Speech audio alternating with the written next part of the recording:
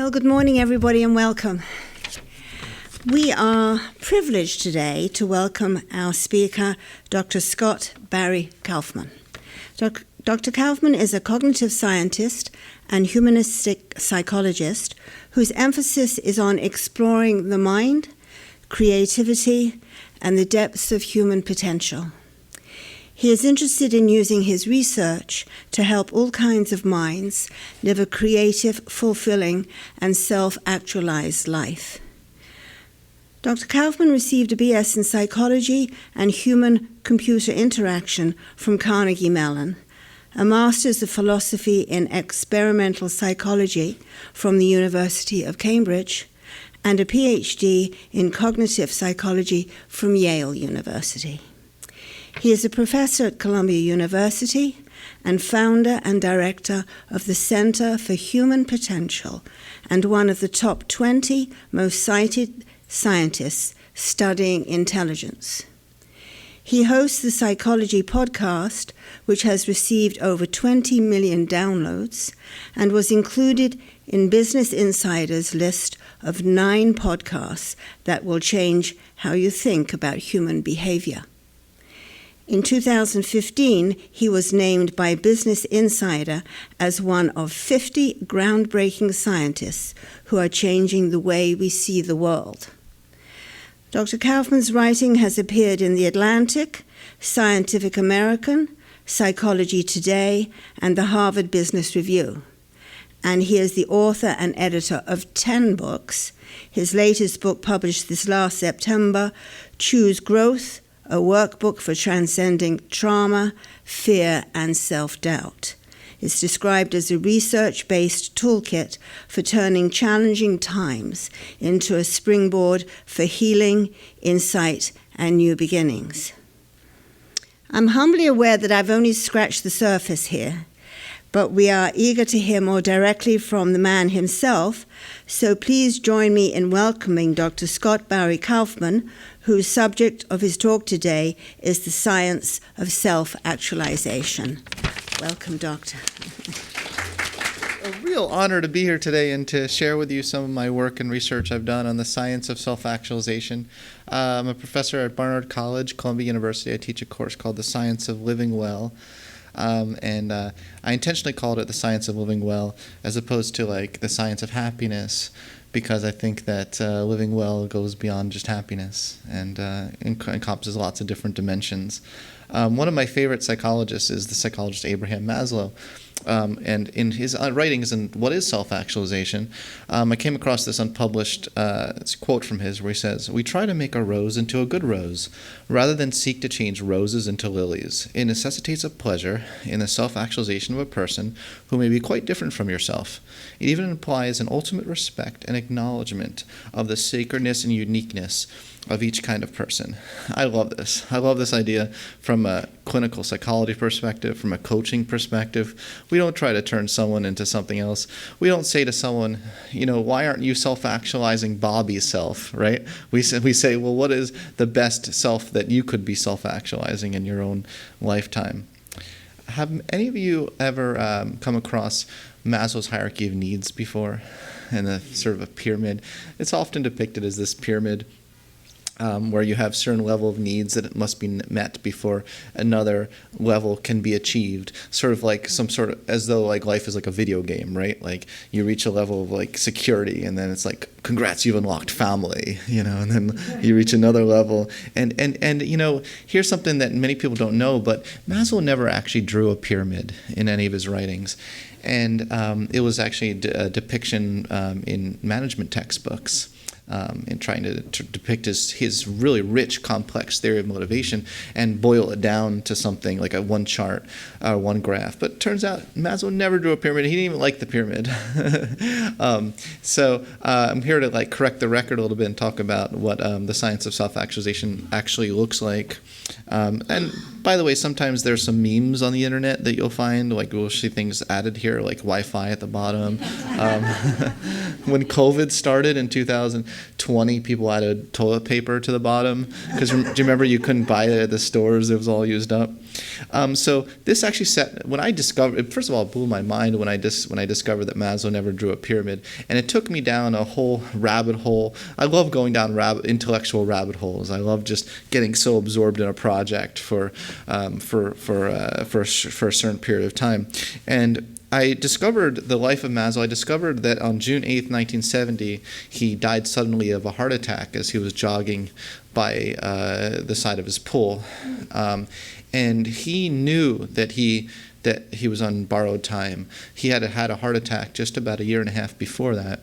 And he knew that at any moment he could have another heart attack. But he did die suddenly that day.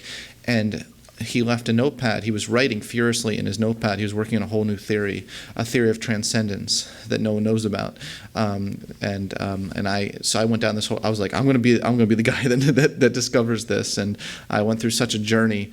I read his journals.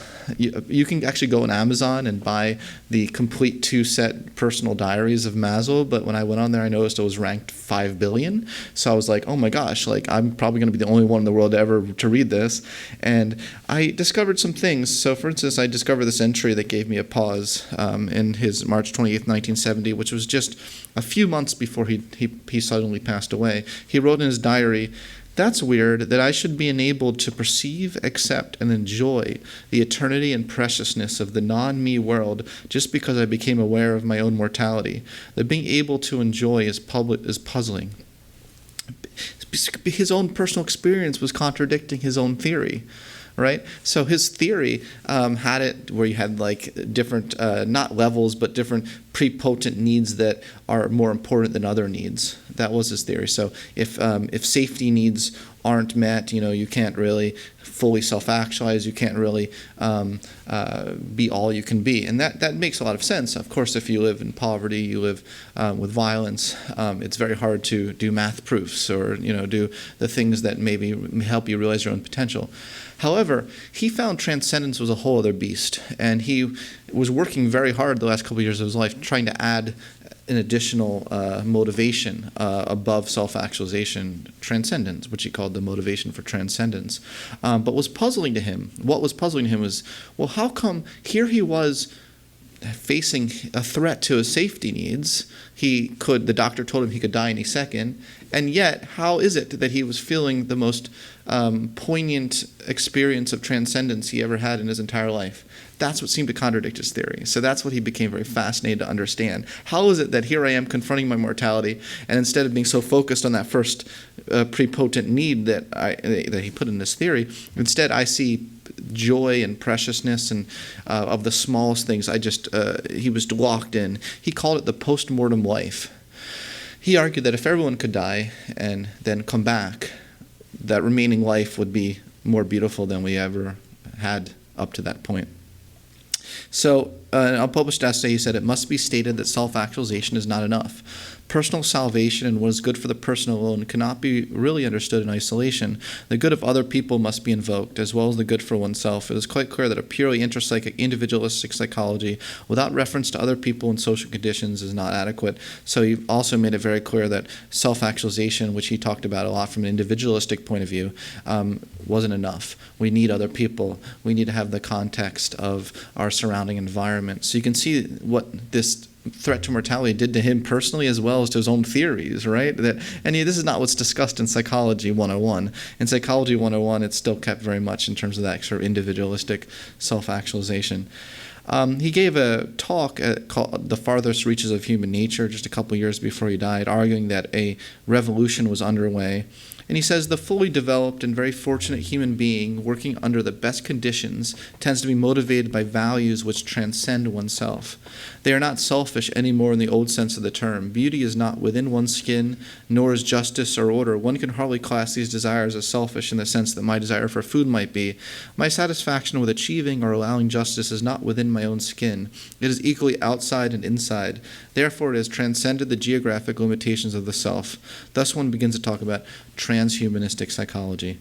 Now, my entire talk today is not just in one big ode to Abraham Maslow, but just to contextualize sort of my own career and my own independent scientific journey for the past 20, 25 years, operated within a context in which I was labeled with a learning disability as a kid, an auditory learning disability. I had trouble hearing things in real time.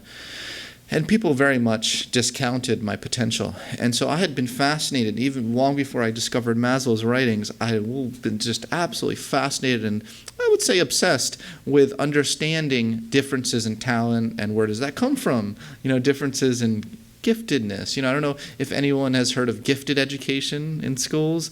And then I was in the opposite thing. When I was a kid, I was in special. That's why the title of my first book is called Ungifted. I was the ungifted kid. But I always had questions to myself when I was young. I would hear, I remember middle school, I remember hearing the announcement on the speaker, gifted kids, please report to room 2 for your gifted classes. And I was like, that ain't me. Who are those kids? I want to be them. So really that set off very young in my life a fascination with this. So when I made contact with the writings of humanistic psychology, and as you'll see later, Maslow was so deeply influenced by East Indian philosophy. It actually all goes back there. In a lot of ways, Maslow and his ideas of transcendence were so influenced by ancient philosophies. I made contact with the writings of self-actualization and those notions. I realized, that's it. That's what I really am studying. That's what I've been studying all these years. I thought I was studying what is intelligence. When I first started out in my career, I was studying IQ testing and how we need to think about potential more than IQ testing. But I realized quickly that wasn't all there is to human potential. So this model I developed is very much in the same spirit of Maslow's notion of the difference between the D realm of human existence and the B realm of human existence. So he argued that we go so much of our life motivated by our deficiencies.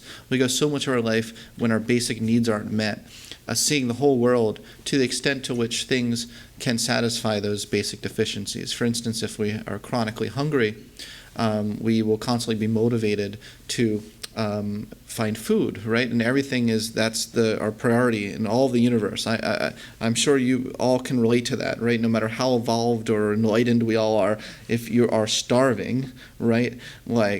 Food is your top priority. So social deprivation, if you feel lonely, everyone you meet is a potential friend, right, or potential someone to satisfy that.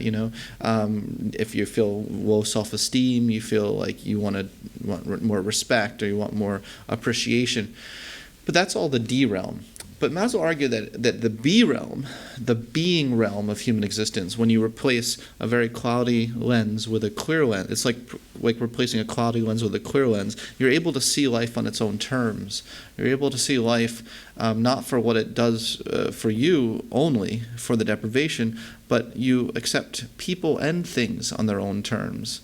And he said that's actually where beauty, where you see the world is beautiful. That's where the B values come from, the values of pure being itself, not the values you have so that you can get something else, but the values like goodness, justice, truth, beauty, all these things meaningfulness, things that in and of themselves are goods, are basic goods. And so he said that operates all in the B realm. So to kind of be in line with the spirit of that D versus B realm of existence distinction, I reimagined Maslow's hierarchy of needs as a sailboat. Do we have any sailors in the room? Or anyone who has ever been on a sailboat? Has anyone been on a sailboat? Been on a sailboat. That's cool. No, that's really cool. Not that many people have actually even been on a sailboat. And we thought, my designer and I thought this was a better way of depicting the self-actualization journey. And I'd love to see what you all think. But so the pyramid is gone. Okay, it's not like life's not a video game. We all recognize that. Instead, it seems like life is more about integration and wholeness and contribution and the journey. You can be as individualistic as it can be, but waves can come crashing down at any time. You still have to go in the most valued direction, even knowing that that there's so many unknowns, that the only thing we know is that there's unknowns. That's all we know, right? That no matter what, things could happen. I didn't predict that I was going to accidentally, hit this thing and the whole thing was going to turn off, right? I didn't predict that was going to happen. So there's always something going to go wrong. The law of entropy. So, but at the same time, we have the boat that must be secure to a certain degree. If you have too much water coming in on the boat, that's obviously your basic needs aren't met. You don't feel safe. You don't feel secure. That's of utmost importance. But if you just feel safe and secure, you're not going to move in your most valued direction unless you eventually open that sail.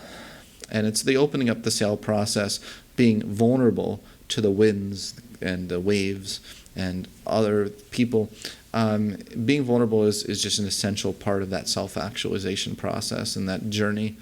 And usually it's done with a spirit of a pro-social purpose, a spirit of exploration, and love. So this is my revised hierarchy of needs that separates the boat security needs from the sail growth needs to explore, the need to love unconditionally, to give to others, the need for purpose, to feel like you have some sort of calling in your life, some sort of higher order dream. And I argue that transcendence is something that just comes along for the ride of all of that. It's an emergent property, as they say. Or to be even more fancy, transcendence is an epiphenomenon of growth. You like that? Transcendence is an epiphenomenon of growth. So it's not a destination. It's all of this is a direction. We're talking about is directions. Well, I'd love to see what you all think, but I don't even think enlightenment is a destination. I also view that as a direction, as a North Star goal, as something that people are closer to. People are moving in the direction. You can make choices in your life on a day-to-day basis that moves you either in that direction or away from that direction. But it's never anything. That sounds like that'd be boring anyway, to just like finally just, that's it, you reached it. And then what do you do the day after? You wake up, you're like, I'm going to Hawaii. I'm done. I don't know. What happens the day after you're enlightened? 100%. I don't know. What does that person do? Sounds like, I don't know. So, so we tend to view it more in it as a North Star dream that we can move towards. Let's see. Let me talk a little bit about love, because I decided to double click on love today a little bit because it feels like this is a very loving room. It feels like this whole society is very grounded in love. Would you say that's fair to say? Right? That's out of all the needs, I feel like that's a big one you all care about. And it's a big one that I care about too. And you may have noticed that I've separated the need for love from the need for connection. Did you notice that in the sailboat? I actually put love as a higher need. It's coming from the growth, not from the boat itself. And the thing is, we're seeing a lot today in our society of people if they don't feel connected to someone, they don't hear them out. We're more and then put inversely, we're more likely to care for and hear out the people we feel some sort of connection to. That's the inverse of what I just said. But we're seeing a lot of that today. We're seeing a lot of sort of in-group love and out-group hate. You perceive, and it's just about perception. In fact, here's a little biology lesson. There's a hormone called oxytocin. Has anyone heard of oxytocin? Oxytocin, it goes when you hug a dog, you'll feel oxytocin. When you feel connected to someone, you feel mothers. And so people argue that it probably evolved for the mother-child bond, but it now applies to other things. So us bonding to others that we view as part of our in-group. But they used to call it the love hormone, or the cuddle hormone. But more recent research, it's come under fire a little bit. Oxytocin has come under fire. It sounds a little funny to say that, but it sounds so loving, oxytocin, to say it's come under fire. But there's some more nuance and context, though. Now we know that oxytocin releases itself only when we feel a connection to someone. But it actually backfires if we don't feel a connection to someone. So the research shows that it makes it more likely, that hormone makes it more likely that we will do something like show hostility towards someone that we view maybe as a threat to our in-group. And it makes complete sense as well from a mother-child bond, right? Like if you feel like there's a threat to your child, oh heck no, right? Like the mother will do anything, and the father will do anything, to protect that child. But you see that in terms of group functioning as well, right? Like, so if you feel as though there's a group or that's a threat to your group, oxytocin suddenly isn't so loving, right? So this is why I bring up love, and I try to understand. I really try to understand it scientifically, how we can have more of it. How can we have more love in our life, which is unconditional? Maslow called it be love for the being of others. So my question really today is how can we have more be love in the world? Maslow distinguished a form of love which is a needing form of love, which is where you feel lonely and then therefore that's why you seek out love, from unneeding love, which he referred to as be love for the being of another person. And he argued that instead of needing it, be love is admiring another person. And instead of striving for satiation, be love usually grows rather than disappears. You're in a be loving relationship with someone when you feel like it's expansive, you feel like it's moving, it's dynamic, it's an alive organism, system. But you can also feel when you're in de-love and you feel like it's toxic, you feel like it's has anyone ever talked to someone and you feel like you're in a corrosive black hole with that person?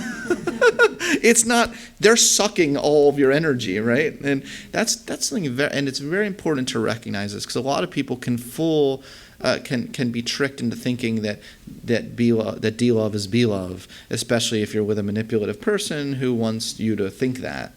So I've been really trying to understand the difference between these two things. And in order to scientifically study it, I first started from the psychological literature on the dark triad. Has anyone heard of the dark triad?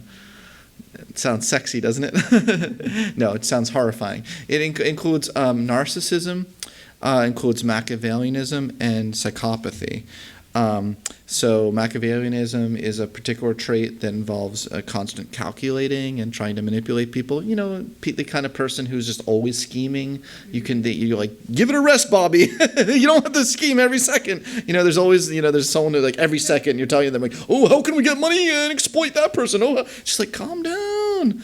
Give it a rest. Psychopathy, which is when I say psychopathy, some people might think serial killers, but actually most psychopaths aren't serial killers. Psychopathy is just a personality trait, and at its most extreme manifestation can rise to the clinical levels.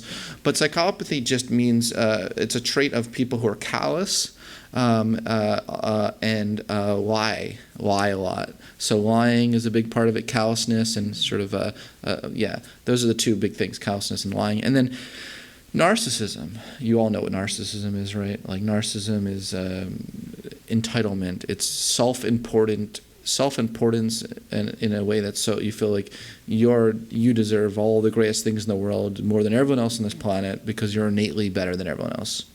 So that's narcissism. When you find all three of these things together, I don't recommend marrying such a person. That's all I'll say. If you find all three of these things, and run away. Don't start a company with them either. Let's say don't you know what I'm saying? Okay. So what I wanted to study, because there was nothing in the psychological literature that was the opposite, and that upset me, because I was like, well, how come there's so much research attention to the dark triad, and it's almost like did no one care that there might be good people in this world? Like, why does no one seem to care about that? When I turn on Netflix these days, it's like serial killer documentary. It's like all I can choose from are serial killer documentaries. I'm like, those are my only options about documentaries. Like, where's the documentary about, like, the founder of the center, for instance? Shouldn't there be a documentary? Maybe there is. It has been made one, but it should be on Netflix. Anyway. Yeah, it frustrates me. So I worked with my colleagues to come up with and study what the opposite might be. And I think the basic sort of mentality of the light triad person is Anne Frank, who even despite, the Nazis coming up, she was writing in her journal as the Nazis were trying to find her and were very close to coming in to kill her. She wrote in her diary, "I still believe in spite of everything that people are truly good at heart." If you can still maintain a fundamental belief in the goodness of humans despite individual instances of evil or individual instances, I mean, that's a very profound form of wisdom, I think, that to transcend that. So these are just some of my collaborators on the light triad research. No, the Dalai Lama wasn't actually directly a research collaborator, but David Yaden was, and I like that picture of David Yaden with the Dalai Lama. So these are some of my collaborators. And we discovered that there are three main components of the light triad, which we view as a basic benevolent orientation, social orientation toward others. So if the dark triad is a hateful orientation towards others or an antagonistic orientation toward others, the light triad is a benevolent social orientation toward others and includes three main components. One component is faith in humanity. Believing in the fundamental goodness of humans. Another is Kantianism. We're nerds, so we called it Kantianism. Are there any philosophy nerds in the room? Okay, so what we did is it's the opposite of Machiavellianism. Do you see what we did there? So anyone with me? Anyone with me? So Machiavelli, how can we manipulate others? Well, Kant's first categorical imperative is don't treat people as a means to an end. Treat them as ends unto themselves. So that's why we call it Kantianism, and it's to you with me back there? It's a nerdy move, but well played, Scott. Well played. Okay, it's quite nerdy. Okay, but humanism, valuing the dignity and worth of each individual. Each individual you meet, do you have a humanism toward them, or are you tribal toward them? Right? Are you do you just judge someone completely and reduce them to whatever group that they're part of, or do you treat every individual with dignity and respect? And so we looked, in fact, you know what, I can give you some of the items on this test, but don't cheat. You can go on the website, self-actualizationtests.com, and you can take the test, and it'll tell you where you are, if you're a Yoda or a Darth Vader. So we put it in terms of a Star Wars thing. It's on my website, and it's free. I'm not trying to sell products. It's free. It's self-actualizationtests.com. But I'm going to give you the items right now, but don't cheat. But I suppose a dark triad, I don't, it's an interesting question. Someone who scores very high in the dark triad, would they cheat to be light triad, or would they just be proud of being dark triad? Actually, our research tends to show they're just proud of it. So they actually don't tend to cheat. Because a lot of people ask us, well, don't dark triad people cheat your psychological tests? And it's no, actually, they're pretty honest with it. They're pretty honest because they don't view these things as negatives, right? So if you talk to someone who's very high in the dark triad and you say, you give them the item I manipulate people to get what I want, right? They'll be like, yes, that's how you have to be in this world or else you lose, and I only care about winning. So that's the thing. So one, I don't feel comfortable overtly manipulating people to do something I want. I prefer honesty over charm. I would like to be authentic even if it may damage my reputation. When I talk to people, I'm rarely thinking about what I want from them. Humanism. I tend to admire others. Raise your hand if you score high in this item. I tend to admire others. I tend to applaud the successes of other people. I tend to treat others as valuable. I enjoy listening to people from all walks of life. By the way, people who score high in the dark triad do not enjoy talking to people from all walks of life. Who do you think they tend to really just care to talk to? Not the same, but higher. Higher. They're it's if they perceive you as same or lower, it's oh yeah, whatever, what's your name again? I don't even care anyway, don't tell me. But those kind of people, they're oh, what was your name? Whatever. And then, but people, faith in humanity. One, I tend to see the best in people. I tend to trust that other people will deal fairly with me. I think people are mostly good. I'm quick to forgive people who have hurt me. This is also a really big, what we find in our research, very, very different than the dark triad mentality. They will never forgive. And in fact, they remember the smallest slights, smallest perceived slights, and they'll remember it and call you on it 30 years later. They're like, no, I'm not paying for that bill, because remember 1972, you'd cover my bill? And it's like, whoa, you remember that? So, now, a really reasonable thing that someone could bring up here is like, well, Scott, like you're dividing people into like dark triad people and light triad people. That seems like a huge oversimplification. Like, right? Weren't you thinking that back there? You seem smart. It's like no, that's like huge oversimplification. Like, aren't we all a mix of different characteristics and in part being human? So we're like, yeah, fair enough. Let's test that. Let's actually test to see whether that's true. And so what we were able to do, and this is what you actually can do when you take our test online, and it'll tell you your composition of both within you. What we were able to do is use a statistical analysis called latent class analysis.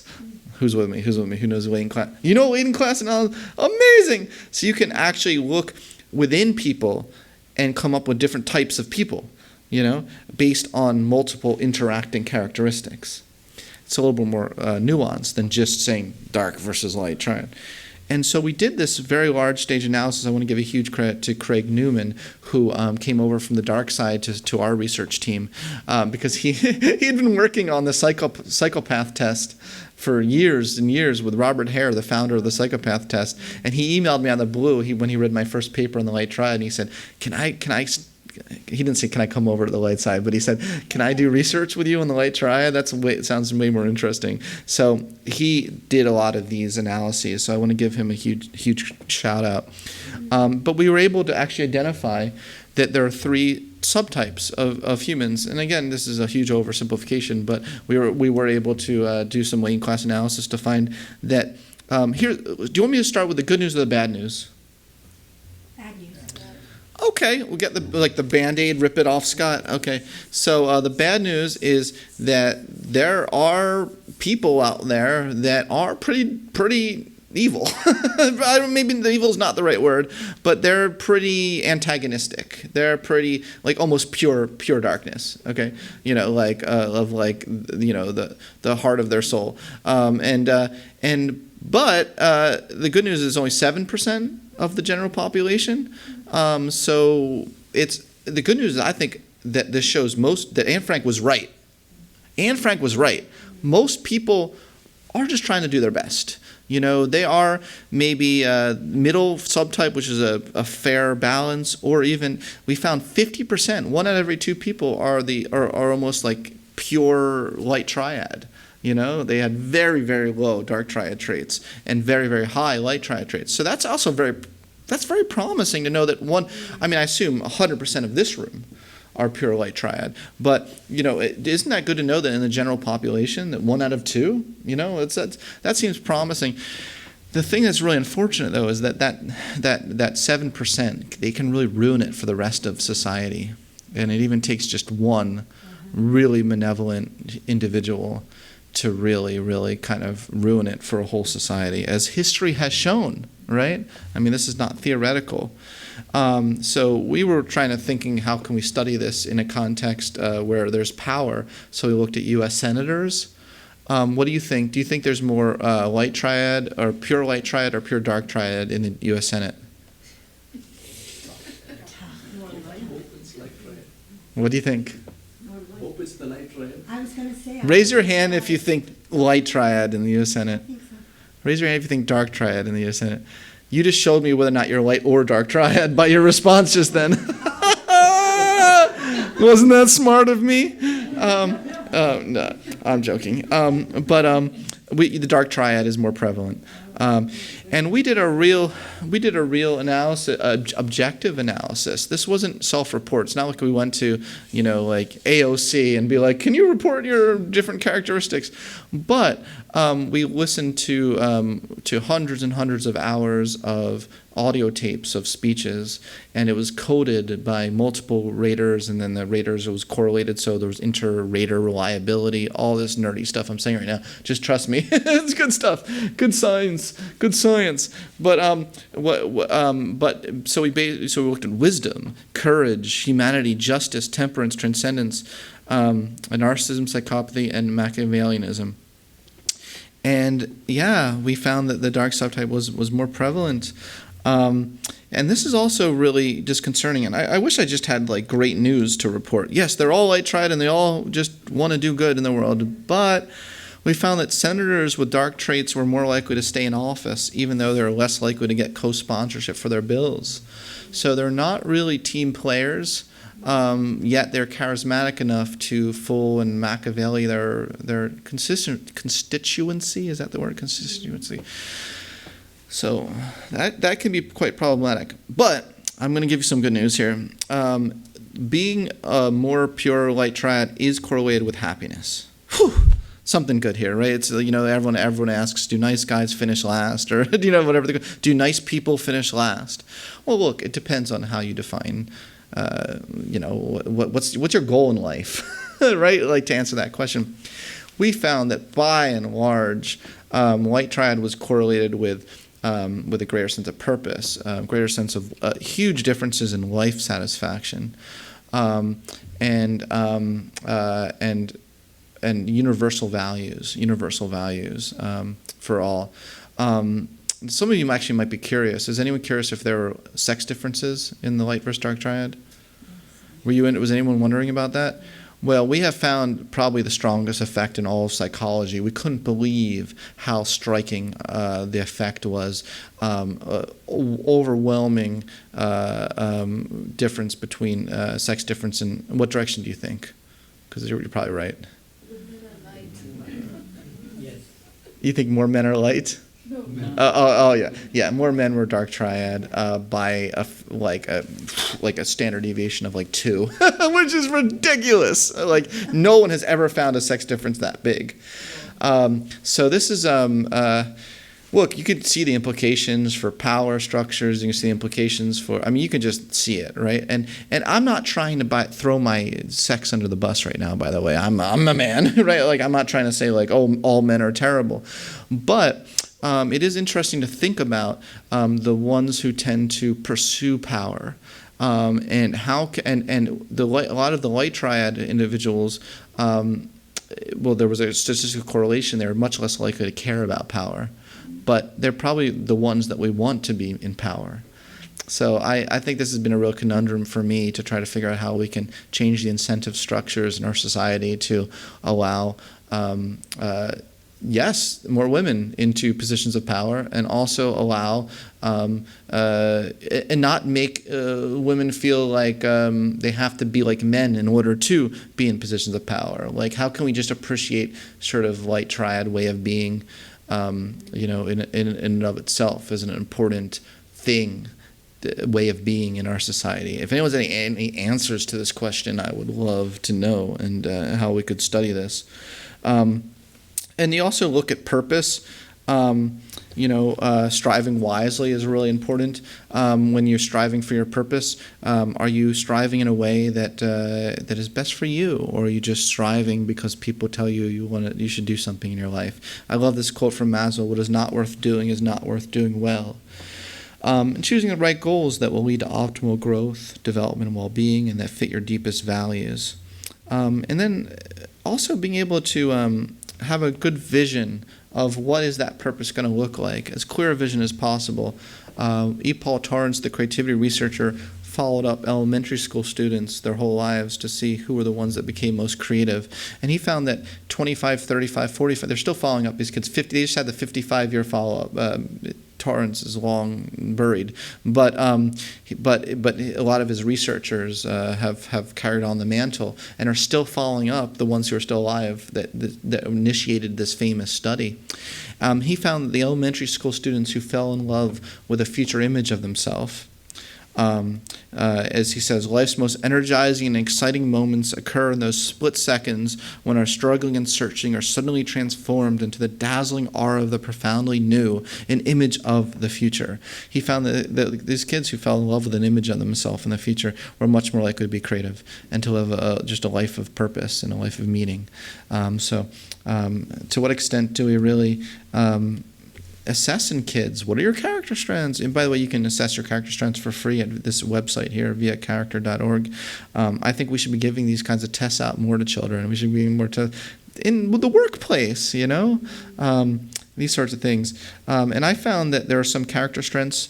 I did an analysis and I crunched the numbers. And I was curious, well, regardless of your own individual character strengths, are there some character strengths that just everyone should probably cultivate, And I found the following were really, really predictive of life of well-being, well-being being broadly defined as including meaning and purpose and positive emotions. So gratitude seems to be a really good one, especially existential gratitude, being able to find meaning and even in the suffering, kind of being appreciative of even not just the good that happens, but also when the bad happens. Curiosity and hope. Hope was a huge one, kind of keeping a mindset of hope. And love, of course, love has got to be in there. Let's see. I'm going to be done in a couple minutes, right? And then, oh, really? And then we'll do a little bit of a Q&A as well, right? Okay, cool. So what are self-actualizing people like? What? And that was another research question I had. And I went in and I found Maslow's original paper that he wrote on self-actualizing people. And I thought, how cool would it be to do an update on that and publish it in the same journal he published his in with the title Self-Actualizing People in the 21st Century, adding the into the 21st century part. Apparently I'm the only one who thinks that's cool. But what I did is I did this really deep analysis of his writings to come up with a test that measures which one of his proposed traits of self-actualizing people actually hold up in a psychometric way that you can actually measure. So I published this paper, Self-Actualizing People in the 21st Century, Integration with Contemporary Theory and Research on Personality and Well-Being. Found out that Maslow is a pretty sharp guy. About 10 of his 17 proposed characteristics can be measured by modern-day scientific tools and do all positively correlate with each other, meaning that these 17 traits that I'm going to show you right now, people who score high in one of them do tend to score high in the other 16. That's pretty cool. So I created this scale, which you can take at selfactualizationtests.com or just directly go to selfactualizationtests.com. Raise your hand if you score high in continued freshness of appreciation. And what this means is that you can appreciate again and again the basic goods of life with all pleasure, wonder, and even, dare I say, ecstasy, however stale these experiences may have become to others. Raise your hand if you can cultivate a continued freshness of beautiful.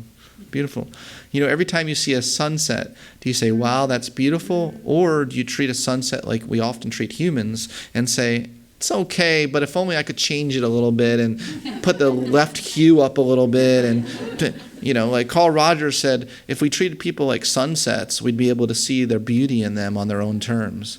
And so I always thought of that. I love that. Acceptance. I accept all my quirks and desires without shame or apology. Anyone? I'm not there yet, but I'm raising my hand just to You're there too? Well, that's awesome. I hope someday to get to that point.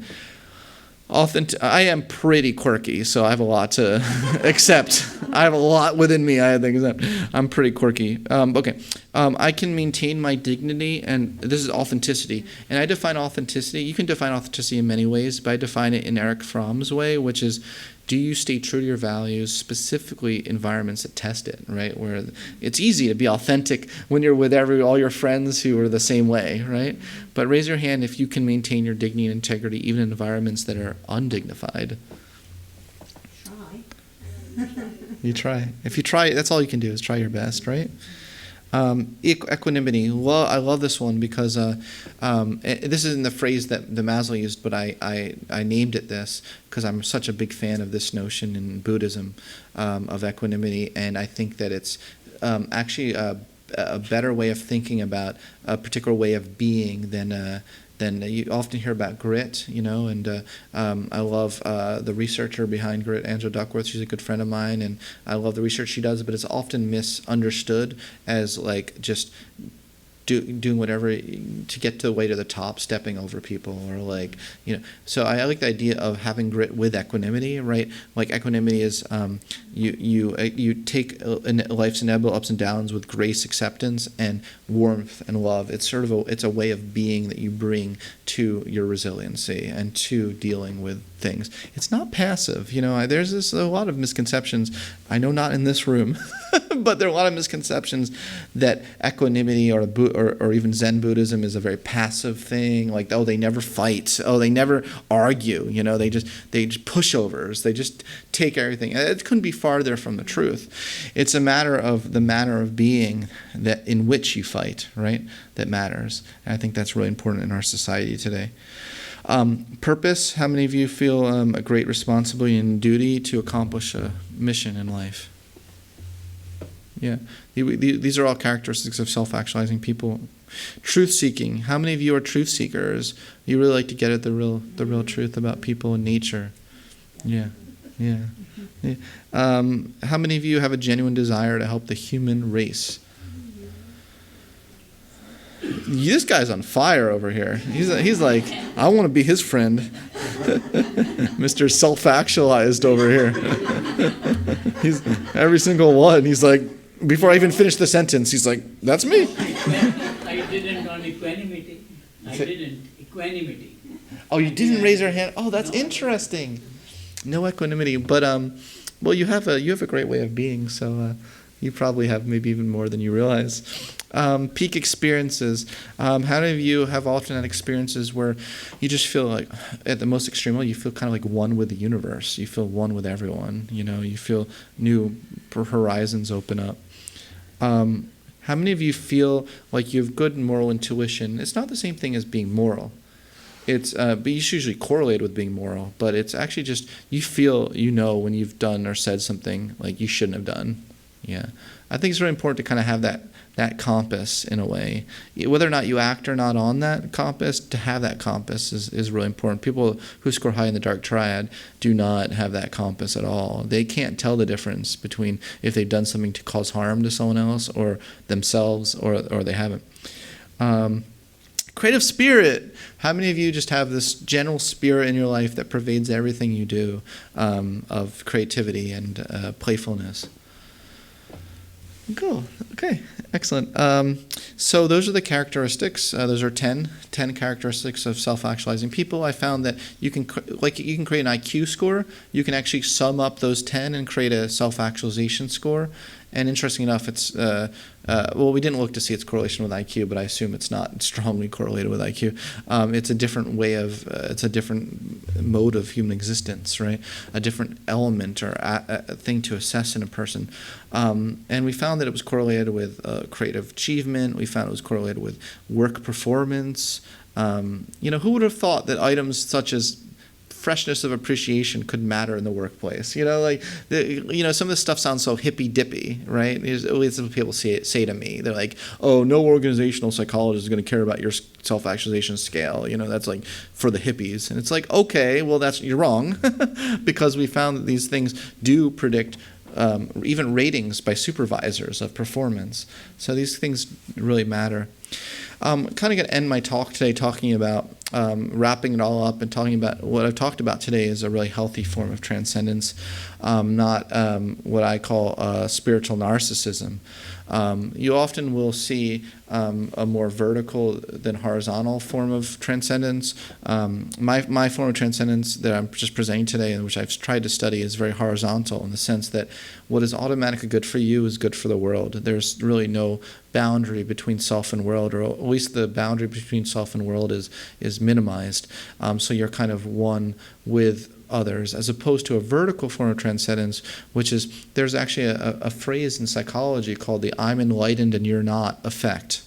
And it often happens when someone does like maybe one weekend they did a silent meditation retreat for the first time, and then they come back and they cancel half of their friends. They're like, sorry, Jody, you're not as enlightened as I am anymore. I did the weekend silent meditation retreat, and that's like a Do you know what I mean? That's like vertical. That's like you've gotten higher than others, as opposed to I really like to focus on integration with the world in a way that you're transcending the boundaries of yourself. That's how I view it. So I actually define healthy transcendence as an emergent phenomenon resulting from the harmonious integration of one's whole self in the service of cultivating the good society. It's a mouthful, but I think it's a healthier form of transcendence that can really improve the world. And my colleagues and I have been looking at various, there's a continuum of transcendence. Andy Newberg and David Yaden are on the forefront of this research on the science of transcendence, and I've been blessed and lucky to work with them. But you can have various different states, ranging from a flow state where you just feel really absorbed in what you're doing, to mindfulness, to this kind of existential gratitude I was talking about, to the love experience, to feeling awe and wonder for the world, to feeling inspired, and then all the way up to the great mystical experience. That's something that should be within the purview of science. We should be able to understand that as well, and I just view it as a extreme part of the continuum, but it's still part of the same continuum.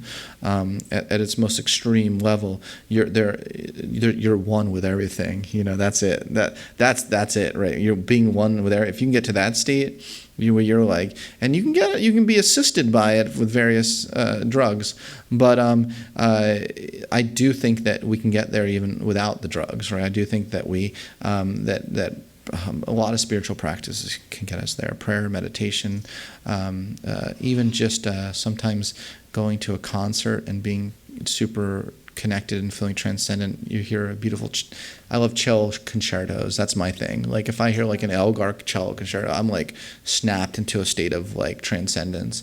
So I think there's lots of little things we can do in our lives. I've been studying the awe way of being with some researchers, and we created. You can take this on our test. I put all my tests on self-actualizationtest.com, but we created an awe experience questionnaire. We had people fill out lots of different times in their life they felt this sense of awe and wonder and even reverence for something greater than themselves. And we found that there were 6 main components of the awe experience. One is you tend to time changes. You sense things momentarily slow down. You feel like a sense of being connected to everything. You feel more closely connected to humanity than maybe you ever have before. You perceive something much larger, so there's a cognitive component to awe. And there's a physical component to awe. You'll probably feel chills, or you feel a little shiver or something down your spine when you're kind of in the throes of this experience. And then there's a real assimilation thing where you're trying to somehow understand the magnitude of what you're experiencing. We found that these 6 components are part of the awe experience. And then finally, Maslow, at the very, very end of his life, he had argued that peak experiences were important for most of his life, but he argued towards the last couple years of his life, really what mattered the most for transcendence wasn't peak experience, like the one-off, but the daily seeing the miraculous in the everyday. And he uses the frame, the plateau experience, but he actually co-opted that and took that term from someone he was deeply, deeply influenced by, called U.A. Azrani. And I found very few people alive today who have ever heard of him. Has anyone in this room ever heard of him? Because I know. I feel like part of my mission is to bring him back, as well, as Maslow, bring both these cats back, right? But Azrani did talk about this mystical state of consciousness where we're able to perceive the miraculous in the everyday, but we're also able to simultaneously have a poignancy and appreciation for the moment, as well as see the eternity in the moment. right? So I can simultaneously really appreciate that I'm here, that I'm giving this talk, and it's such a beautiful opportunity for me. I feel blessed. I feel honored. I can also realize simultaneously that 300 years from now, none of us will be here. Sorry to break that news to anyone. Sorry if that was like Santa Claus moment for someone, but I'm giving you 300 years though. Okay, I didn't say like 50 years, right? 300 years from now, none of us will be here, but there'll be someone, something like me, someone else, some quirky, like 43-year-old giving a talk about something somewhat related to what I'm talking about, standing in this exact spot. We're all part of something much bigger than ourselves. We're all part of, each one of us, as unique as we think we are, right? Like we're part of something in the universe that will keep creating itself over and over, generation after generation, in various ways. So that's the best way I can describe the plateau experience. It's very hard to describe because it's complicated. And the way it's been described by Maslow and Reimagining, it's clear they don't even fully understand it. But there's just this beautiful sort of poignancy and appreciation of your mortality, and it makes you appreciate the moment even more than even the peak experience. The plateau experience, it's often thought to be more enduring and cognitive. It involves seeing the extraordinary and the ordinary. It's related to the idea of unitive consciousness, the simultaneous perception of the sacred and the ordinary at the same time. Right?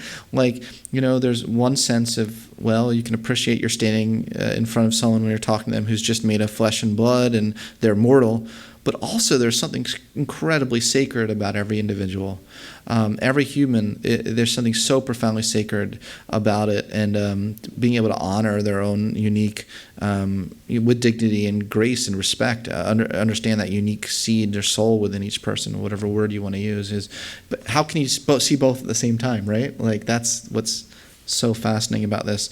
And it also becomes a witnessing and appreciating, which, however, have a quality of casualness and of lounging about. That's a quote from Maslow. He said the plateau experience is like being in heaven but not getting so excited about it. It's like the peak experience, right, is you're like, oh my God, peak experience. But the plateau experience, right? The plateau, do you like that reenactment? The reenactment of the peak experience?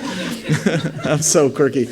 But the plateau experience is more like, there's a more poignancy to it, right? It's almost like less superficial in a way. And when you think about it, you can just be with someone and feel chills and even tears in your eyes, right? And it's like I'm feeling right now in this moment describing it.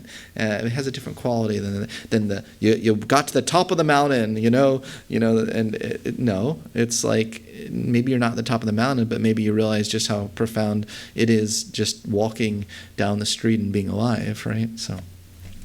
And he found that mortality awareness was a big trigger of plateau experiences. He realized this personally in himself.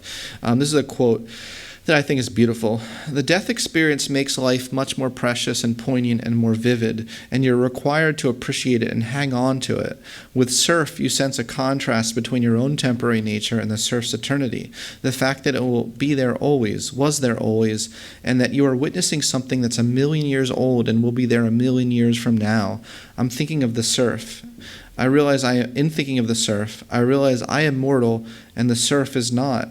This makes a strong contrast. So what is it like to become a transcender? I want to leave you all today thinking of yourselves as you're all transcenders. This is what I call people who graduate my Transcend course that I teach. I'm like, you've now graduated, you're a transcender. But I think there's a certain way of being and a way of thinking that incorporates this plateau experience into one's life when they're a transcender. So transcenders, peak experiences and plateau experiences become the most important things in their lives. Transcenders can sacralize everything at will. They can perceive everything under the aspect of eternity. They are more consciously and deliberately motivated by higher values, things like truth, beauty, goodness, etc. They transcend the ego more often and more easily. These are the characteristics of transcenders that Maslow put forward that I've been trying to study. Mystery is attractive and challenging rather than frightening. Transcenders find it easier to transcend their identity and go beyond self-actualization. They're more wholehearted and unconflicted in their love, acceptance, and expressiveness. They have greater dichotomy transcendence. They can see things that a lot of people in society put as dichotomies, good versus evil, selfish versus unselfish, even male versus female, kind of seeing it as a larger part, everything is part of a larger whole. To be able to see that larger whole is a higher level of wisdom, in my opinion, that transcenders have. These are just some of the dichotomies we have in our society today, which perhaps we can transcend. I should add that too. Yeah, I should add that too. Yeah, good one. So anyway, I just want to end by saying I wish you all good luck becoming, and thank you so much for listening to my talk, and I hope you all become transcenders, if that's what you want to be. Thank you. Thank you. Thank you so much for your talk. Really appreciate it. My name is Mihir. So one question that I have is in the I guess science of figuring out dark triad, light triad, etc. In your research, is that something that is predetermined when someone is born? And can it be proactively changed over time, or is it something that I'll give an example of this, just like as an example, I'm sober, and so like myself pre-sobriety and post-sobriety is very different, but the question I always have is that was that always inherently in me? Or like in the post-sobriety self? Of course. Or did I just change completely? So that's some like context behind the question. It's a wonderful question, and it requires so many layers of nuance to answer that question. Sometimes it would take a whole course. Like I've taught a whole course on this topic, so that's not my cop-out answer, but I want to say that everything is a combination of nature and nurture, but it's usually nature via nurture, not nature versus nurture. These things, nature and nurture, are not opposed forces. We tend to have genetic dispositions that make us attracted to certain options over other options, whereas someone that does not have those genetic positions might not be as attracted to certain stimuli. But we also, that goes to show as well the importance of the environment that you have, and you can actually have a small genetic proclivity towards alcoholism, and you can. There's behavioral genetics, heritability behind alcoholism, but if you've never encountered alcohol in your entire life, you may not even know that you've had that genetic disposition inside you. You may never even discover that that's something that you might be interested in. And it also doesn't mean that if you have predispositions to things that you can't change. The question you asked, which is so profound, which is like, did I change myself when I became sober? You don't realize how profound that question is, because it starts to make you think, well, okay, do we think that all we are our genes? You know, like, who is the real you? It raises lots of questions. And the way I conceptualize that is, no, you changed who you wanted to be. You know, you changed who. You know, we all change in so many different ways. None of us are the same person we were yesterday. You know, you can wake up at any morning and decide that you're going to start moving down a different pathway. Moving down different pathways eventually starts changing odds, starts changing, on the long haul. Maybe if you want to lose 50 pounds, I'm not saying one day at the gym but that one day at the gym is important, because that one day in the gym is you're committing yourself, or at least you're starting to go down a different path. And sometimes that's the most important thing in your life, is doing the thought experiment of like, wait, what path am I going down? Where's this going to lead if I keep making this choice every single day? Versus thinking to yourself, you know, maybe there's a different sort of thing I want to change those odds. So who you are is a legitimate person. Who you are right now is legitimately you, you know? And you know, I think you should also give yourself a lot of credit for having made certain choices that you wanted to kind of go down a different path, and to be able to enact that and use your will in a way to enact that, I think is really commendable, and that will is you, and you know, I think deserves some credit. So. That's my not easy, quick answer to a very complex question. Thank you. Thank you. Thank you. Yeah. Yes. Come on down. The Price is Right. Do you know the Price is Right music? What's your bid? Sorry, I just my bid is my question. What is it? My bid is my question. Oh, but okay. Anyway, thank you, Scott. There was so much food for thought in your talk. But it was really interesting, this point about Maslow, and that his thoughts on transcendence came after the near-death experience, or however you'd want to describe it, but it was post that, and that's when he really shifted his thinking. And so, and I've certainly seen that in others that I've encountered in my life, that after such a thing, they have a very different take on life. And then in those who take up spiritual paths and so on, often there's initiation rituals, or there's things where you sort of leave behind a certain kind of life and then you embrace a new kind of life. Or individuals often talk about crises they were going along with their D kind of life, and they had a crisis, and then they went more towards a B kind of life. And I didn't really kind of see that so much in the rest of your talk. It's like, okay, we know that was for Maslow, but how about the rest of us?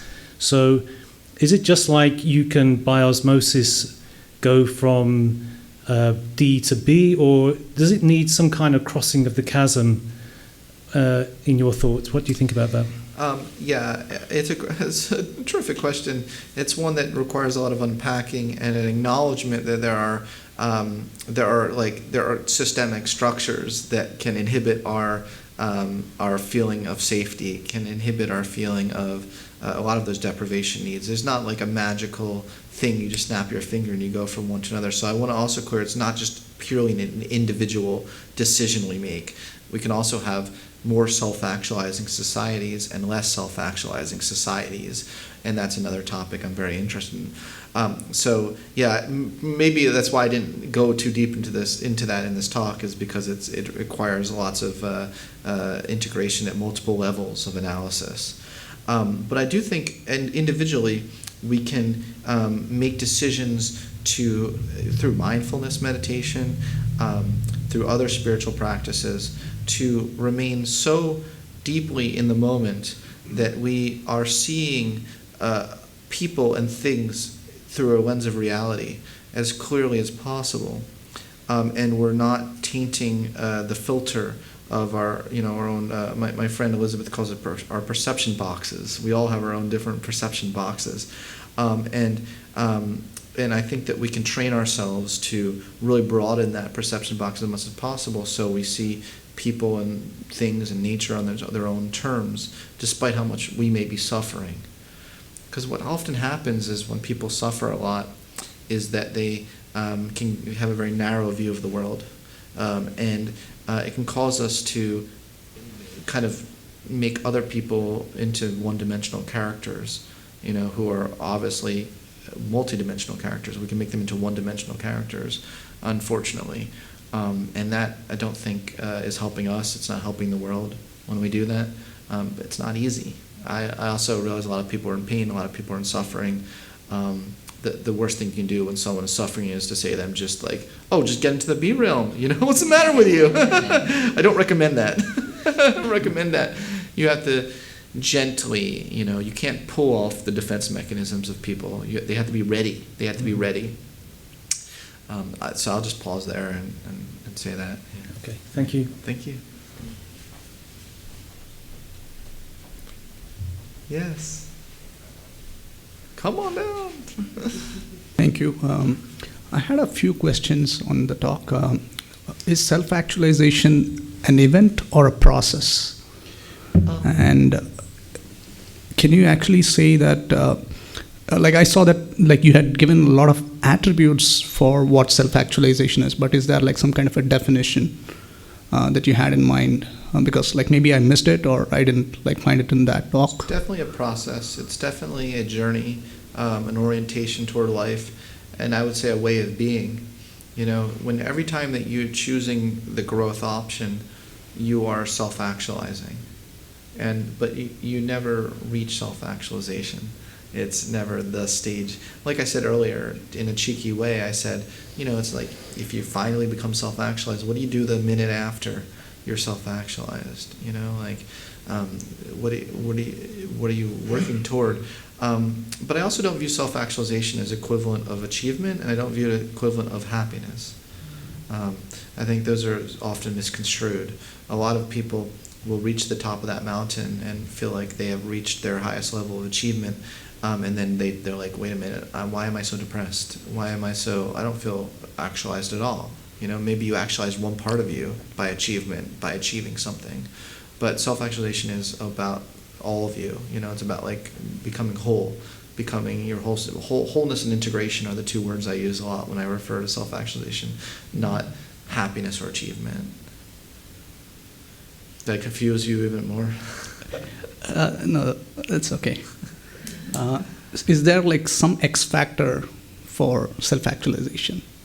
Some X factor? Just one single determining criteria or like single thing? I like you just mentioned, it's a process, but then is that at all, any X factor at all that you can say?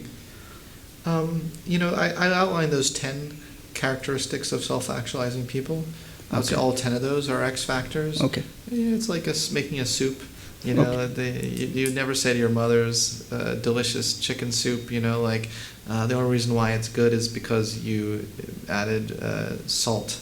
The salt was important, but it's insulting to the mother to say it was just the salt. It was just everything, the love that the mother put into it, all the special thoughtfulness of the ingredients. So those 10 characteristics of those are the 10 X factors there, if you really want. Okay, Does that thank help? you. Yeah. Never quite used that analogy before of the mother cooking soup, but my mother might watch this tape and she makes good soup, so I want her to know that. Hello, come on in, come on down. Why do I feel like it's the microphone? Because that's the microphone I have. Yeah, that's why I'm thinking about Prices Right. Scott, that was amazing. Thank you so much. Really? You yes, enjoyed the talk? I think my mind was blown the entire time. Wow. I'm Shuchi. I have 2 questions and a thought. My first question is with the dark triad and light triad studies that you conducted. I was just curious, like, even someone who's very, very dark, how do they behave when it comes to their own? And is there light there? And then secondly, when someone who may be really light, how do things like negative self-talk and imposter syndrome and all of that play into answering some of those questions? So are you able to get an accurate reading because of those 2 things? Oh, wow, what great questions. Very thoughtful. What's your profession? I'm an entrepreneur. Cool. The thing with, what you find with people who score high in dark triad traits and how they treat people in their in-group, this may surprise you, but they're equally as horrible with people in their in-group as they are with anyone else. They tend to, they'll be the first ones to throw someone from their in-group under the bus if it'll get them ahead, if it'll allow them to advance their own Like self. even their child, or? Well, I mean, I don't want to speak for all dark triad people. It sounds funny to say that, but I don't want to stereotype dark triad psychopaths. There could be a good one. There could be a good psychopath out there who wouldn't throw their child under the bus. But all I can say is, on average, when comes to group dynamics, there is research showing that people who score higher in dark triad traits are less loyal to their group, and they're more likely to throw group members under the bus if it will advance their own individual power. That I can say. I can't speak to much more than that. Yeah. Right, and then the second part of the question was the imposter syndrome question is, I could teach a course on every single one of these questions. They're so nuanced and deep, and we found surprisingly that the imposter syndrome was correlated with narcissism, and we didn't expect that.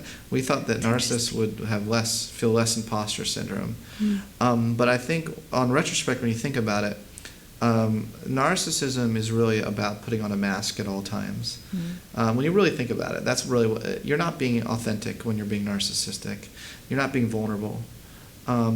There's even a form of narcissism called vulnerable narcissism, where people feel so fragile that they feel entitled to things, just because of their fragility, not because of anything they've done to earn it, but because they just feel like they have shame. And those people are hurting. I mean, I think we need to show compassion for these things, not just reduce people to labels. But they do score high in imposter. They do score pretty high in imposter syndrome. We found extremely high correlation between vulnerable narcissism and imposter syndrome. Wow. And we found, which was surprising, we expected the vulnerable one, but not the grandiose narcissism correlation. But we found that even grandiose, the chest thumping, I'm the greatest, those folks scored high in imposter syndrome. And we hypothesized it's because they really don't ever feel like they are being themselves. They are always protecting a certain inflated self-image at all times, and that must be exhausting. These poor grandiose narcissists, it must be exhausting to constantly try to put out this I'm the greatest thing, and they're defending it like a fort 24/7, and I don't know if I'm answering your question at all. Yeah, I meant more so like I was I feel like a lot of women have a little bit of imposter syndrome, right? Where it comes from self-doubt or all of that. Not necessarily narcissists.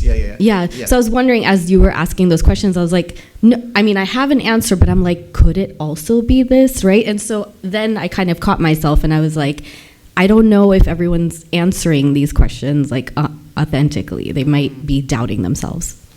Oh, wow. What a good question. A lot of people, it is to be human, a lot of people feel imposter syndrome but it's also a self-handicapping principle to say, oh, I suffer from imposter syndrome, is actually a strategy to manage other people's expectations of you. If you really think about it from a social psychology perspective, when there's a lot behind the feeling, the need to tell someone that you suffer from imposter syndrome. Like, you'll see it a lot with people who accomplish great things, especially women. You're right. You're absolutely right. They'll almost feel a need to downplay themselves in some way, right? They'll like win an amazing award. And you tend to see a lot more women will go up and accept the award and be like, oh gosh, I feel imposter syndrome right now. And a lot of men will go up there and be like, here's my award. It's like, right. Okay, calm down, Joey.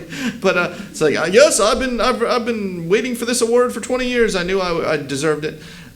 So how can we help people get to a point where they feel they deserve their accomplishments? They feel as though they, rightfully so. You can have a little bit of pride. I know pride is a sin in the Bible, but researchers have defined different kinds of pride: a hubristic pride and a authentic pride. And there's nothing wrong with authentic pride. We should encourage more people to not feel shameful over having authentic pride for something you've done beautiful in this world, right? Something that you've contributed. It's the hubristic pride that's problematic, Right. So, and my other question, sorry, was... great questions. You had 3 questions. Well, I've never had a 3-question one before. Oh, I think this is my second. I don't know. That was like a 2-part first question. 2-part first. Is the second one part? Yes. I think so. The second one, the concept of the plateau is really interesting to me. I'm currently reading Pema Chodron's book called latest book called How We Live is How We Die. Yes. And I was wondering if there is a correlation between that concept of plateau and equanimity. I've also done Vipassana, and I know that the detachment from basically the objective observation of your thoughts and emotions. So I was wondering if that's... So intimately tied. Some people talk about mindfulness as though it only exists during the meditation. It's like you have your 5-minute app on the phone, right, and that's meditation, and then the app's done, and now you're done with meditation. It's a way of being, right? It's like me and you are cultivating mindfulness with each other in our conversation right now. I'm trying to concentrate on what you're saying, and I'm also I often like to just reflect on my own mind, and I like to reflect on and see all the different crazy patterns going on in my head, and be like, oh, that's an interest, but without identifying with it. And I think that is a really key part to a lot of this, is not identifying with your thoughts and not identifying with your emotions, and yet still appreciating those things. If you can cultivate that state, I think that's the plateau experience to a large degree. That's why Maslow said it's more cognitive than emotional. Yeah, Right. But there is an emotional poignancy there as well. My good friend, I'm doing it now. My good friend Susan Cain, the best-selling author. I adore Susan Cain so much, but she just wrote a book called Bittersweet, which we actually, my colleagues and I helped create her scale, the Bittersweet scale for her book. But I think she really gets at what it feels like when you're in the plateau experience. It's a very bittersweet feeling. You recognize the impermanency of it, right? There's like it's going to be over someday, but you also realize you're actually able to have the privilege of experiencing it though, right now, and it's that contrast. Yeah.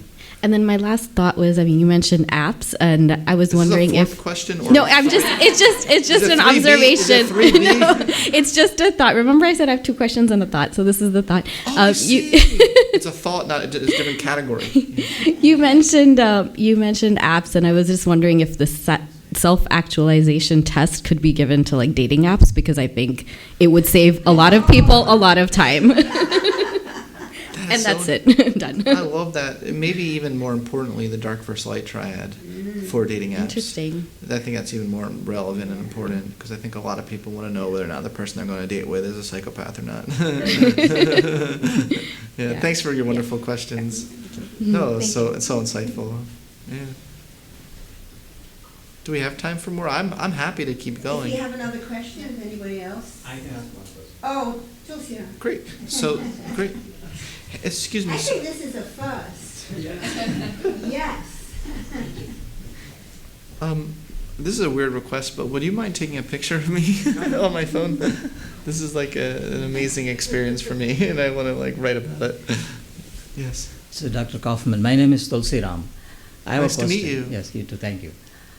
This Maslow's self-actualization, is it similar to nirvana in Buddhism, or self-realization, or samadhi experience in Hinduism? Such a good question. I think that there are a lot of similarities, also because a lot of humanistic psychologists were influenced by a lot of that thinking. So I definitely think there are a lot of similarities. Perhaps one difference is that it gets a little bit more independent of the notion of compassion in the humanistic psychology world, or in the psychology world.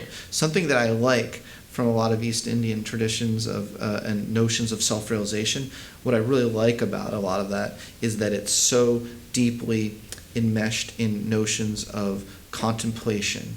It's enmeshed in notions of reducing suffering, in notions, and I love that. And I want there to be a greater integration between these things. And I think that Maslow was on to that in the last couple of years of his life. I won't say the first couple of years, of his research, if he, his theory of motivation really talked about it. But I do know for a fact during the last couple of years of his life, he became very, very interested in integrating these different perspectives.